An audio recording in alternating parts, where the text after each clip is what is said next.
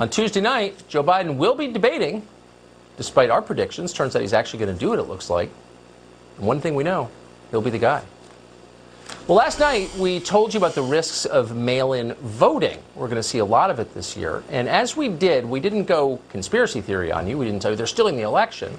We told you about the real risks involved. And there are demonstrable. We pointed to numerous cases of mail-in ballot fraud in states like West Virginia and New Jersey. We talked about missing ballots in places like Pennsylvania and Wisconsin. We know that partisan judges in swing states are pushing mail-in balloting because they believe it helps their party. They know it will delay the election results, and that may give them a chance to influence who wins in the end. So precisely because no one can argue with any of this, because it's factual, Twitter decided to censor us for saying it.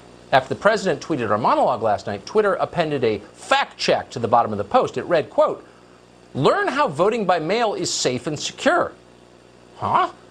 The fact check simply says mail-in ballot fraud is rare. Really? How does Twitter know that? Well, they don't know that. They don't know anything. They're making a political statement, a fact-free political statement that amounts to propaganda. They're supposed to be a platform. They're not supposed to be a news organization. That's why they have immunity under Section 230. They shouldn't.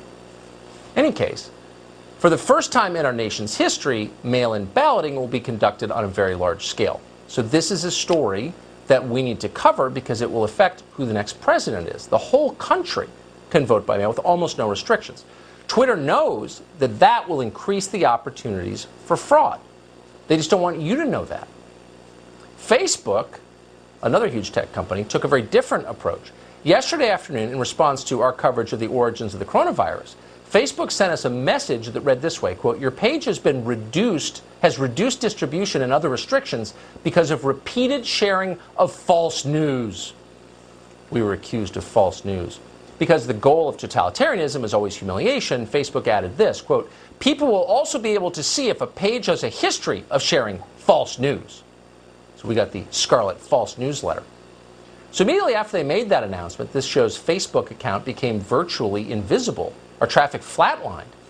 Facebook then reached out to us and claimed it was all a mistake, and they would remove the ban.